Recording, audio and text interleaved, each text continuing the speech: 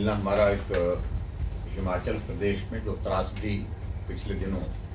30 तारीख की रात को 30 जून की रात को जो हुई है उसके संदर्भ में आपसे कुछ बातें साझा करने के लिए हम यहाँ पर हैं। बारिश के कारण हिमाचल प्रदेश में पिछले कई लंबे अरसे से हर वर्ष नुकसान होता है और अब की बार हिमाचल प्रदेश में 30 तारीख रात को जो क्षति हुई है जान माल की वो बहुत ज़्यादा हुई है। एक ही रात में 42 लोगों की जिंदगी चली गई और 42 लोगों की जिंदगी के साथ अभी बरसात का ये मौसम शुरू था। शुरुआती दौर में ही हिमाचल प्रदेश के विशेष तौर से मंडी जिला के अंतर्गत 4 विधानसभा क्षेत्र इस हुए, जिसमें मेरा विधानसभा क्षेत्र सिराज और नाचन विधानसभा क्षेत्र और इसके अतिरिक्त कसोग विधानसभा क्षेत्र और धर्मपुर विधानसभा क्षेत्र पहुंचाना था वो पहुंचाया। सामाजिक संस्थाओं ने भी बहुत बड़ा उसमें योगदान दिया है और विशेष तौर से उस सारी आपदा के कारण जो नुकसान हुआ उस नुकसान के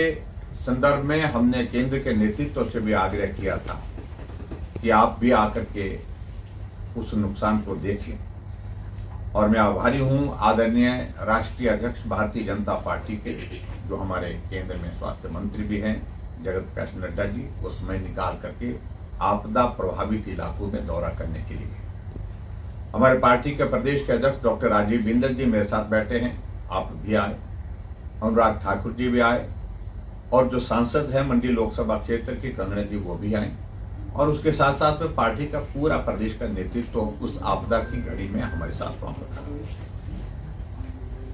अभी तक जो नुकसान का मैंने जिक्र किया है 1000 करोड़ रुपए से ज्यादा का नुकसान जो है एक ही विधानसभा क्षेत्र सराज विधानसभा क्षेत्र में हुआ है, जिसमें बड़ा डैमेज जो हुआ है वो नुकसान हुआ है सड़कों को, रोड इंफ्रास्ट्रक्चर को, वाटर सप्लाई को और पावर सप्लाई को, और कम्युनिकेशन भी अभी तक रिस्टोर नहीं हो पाया है। अभी तक अस्थायी रूप से सड़कों को कुछ जगह हमने चलने की स्थिति में बनाया है, छोटी गाड़ियों के लिए, बड़ी गाड़ियां नहीं चल पा रही हैं। अभी तक वाटर सप्लाई स्कीम जिसमें से 260 स्कीम मेरी कॉन्स्टिट्यूंसी में से 240 जो है पूरी तरह से डैमेज हुई है, बहुत बड़ा नुकसान वो भी हुआ है। एग्रीकल्चर सेक्टर में, हॉर्टिकल्चर सेक्टर में अगर हम देखें बागवानों का बहुत बड़ा नुकसान हुआ है, सेब के बगीचे बह करके चले गए हैं और सबसे बड़ी जो चिंता की बात हमारे लिए है कि लगभग 500 घर बह करके चले गए हैं। 500 परिवार इस वक्त शेल्टर होम में यानी कि अलग अलग स्थानों पर इस वक्त रह रहे हैं, चाहे वो रिश्तेदारों के घर में ठहर रहे हैं, चाहे वो स्कूल के भवन में, कम्युनिटी सेंटर में, महिला मंडल भवन में, ऐसी ऐसी जगह वहां पर ठहर करके अपने जीवन यापन, जो हमारे लिए बहुत बड़ा एक चिंता का विषय है। और ये भी मैं आपके ध्यान में लाना चाहता हूं कि लगभग 1000 के करीब मकान जो है वो पार्शली डैमेज, जो रहने के लायक नहीं रहे, बिना उनको ठीक किए बिना उसमें प्रवेश नहीं कर सकते। 1000 मानना है कि सरकार का दायित्व तो ज्यादा है, लेकिन उसके बावजूद ये हमारा दायित्व भी है, अपोजिशन की भी एक भूमिका जो रहती है। प्रदेश हित सर्वोपरि हम सब लोगों के लिए, चाहे हम सत्ता में नहीं है लेकिन प्रदेश की जनता के लिए राहत केंद्र से मिले, ज्यादा मिले, इसके लिए हमारा प्रयत्न हमेशा रहता है और उस सार्थक प्रयत्न के रूप में आज हम यहाँ पर केंद्रीय नेतृत्व को मिले। क्या केंद्रीय जो राशि है वो मुहैया कराएंगे? न, निश्चित रूप से इस बात को लेकर के मैं कह रहा हूँ कि पहले भी दे दिया है पैसा और भी पैसा अगर देने की बात आएगी तो करेंगे, लेकिन केंद्र की ओर से पूरा सहयोग दिया जा रहा है, लेकिन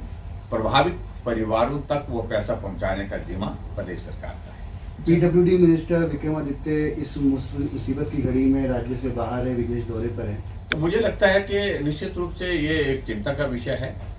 और अभी तक मैं ये कहूंगा कि अगर मुख्यमंत्री उस क्षेत्र में गए तो 9 दिनों के बाद गए और हमारे केंद्र से राष्ट्रीय अध्यक्ष और केंद्रीय मंत्री हमारे जगत प्रकाश नड्डा जी पहुंच गए, लेकिन मुख्यमंत्री जी उनके बाद आए। वो भी फिर आनन फानन में, जब नड्डा जी आ गए उसी दिन उन्होंने कार्यक्रम बनाया। तो मुझे लगता है कि प्रदेश का दायित्व बनता है, प्रदेश सरकार का दायित्व ज्यादा बनता है। ज्यादा इसलिए बनता है कि सरकार चुनी गई है और प्रदेश में इस प्रकार की आपदा आती है तो उनका दायित्व बनता है कि वो वहां पर जाकर के काम करें। लेकिन अभी तक वो सारी चीज को लेकर के उस रूप में देखा नहीं गया है।